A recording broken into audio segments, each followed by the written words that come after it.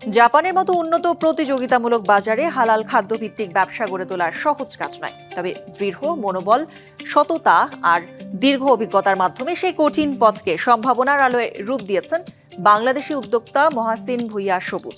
তার প্রতিষ্ঠিত হালাল ওয়াগিউ রেস্টুরেন্ট গিউ সাকুরা এখন টোকিওতে বাংলাদেশি ও মুসলিমদের পাশাপাশি জাপানিজদের মাঝেও ব্যাপক সাড়া ফেলেছে। মহাসিন ভুইয়া সবুজের বাড়ি নারায়ণগঞ্জ জেলার রূপগঞ্জ উপজেলার তারাবো পৌরসভার খাদুন গ্রামে। প্রবাস জীবনে নিজের পরিচয় গড়েছেন একজন সফল ব্যবসায়ী হিসেবে। এখানে নিশ্চিন্তে আপনারা এসে 2003 সালে তিনি জাপানে পাড়ি জমান। সেখানে প্রায় 3 বছর পড়াশোনা করার পাশাপাশি ও পরবর্তীতে মোট 5 বছর চাকরির অভিজ্ঞতা অর্জন করেন। জাপানের কর্মসংস্কৃতি, শৃঙ্খলা ও ব্যবসায়িক পরিবেশ খুব কাছ থেকে দেখার সুযোগ পান তিনি, যা পরবর্তীতে তার উদ্যোক্তা জীবনে গুরুত্বপূর্ণ ভূমিকা রাখে। মজার মজার খাবার, কিন্তু হালাল না হওয়ার কারণে এগুলো আমরা কেউ মুসলিমরা খেতে পারতাম না। জাপানিজরাও সবাই খেতে পারবে।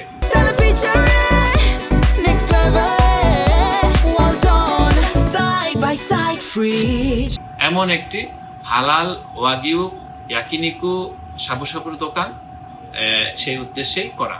প্রায় 18 বছর ধরে ব্যবসার সঙ্গে যুক্ত মহাসিন ভুইয়া সবুজ। ধাপে ধাপে পরিশ্রমের মাধ্যমে তিনি নিজেকে প্রতিষ্ঠিত করেন একজন সফল প্রবাসী উদ্যোক্তা হিসেবে। বর্তমানে তার মালিকানায় রয়েছে মোট 3টি রেস্টুরেন্ট, যেখানে কর্মরত আছেন 20 জন কর্মচারী।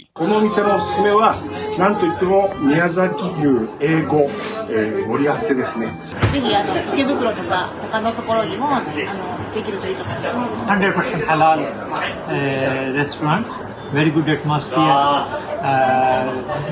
May Allah give him barakah, may Allah give him success in his business.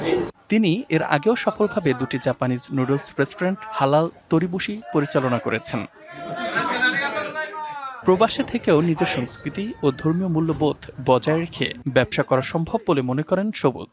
আমার রয়েছে দুটো হালাল রামেনের দোকান, জাপানিজ ট্রেডিশনাল হালাল রামেন শপ, এবং সেই হালাল রামেন শপ রয়েছে একটি এই দোকানেরই খুবই সন্নিকটে। একজন সাধারণ প্রবাসী থেকে সফল ব্যবসায়ী হয়ে ওঠার এই গল্প নিঃসন্দেহে জাপান সহ বিশ্বের বিভিন্ন দেশে বসবাসরত বাংলাদেশি উদ্যোক্তাদের জন্য একটি অনুপ্রেরণা।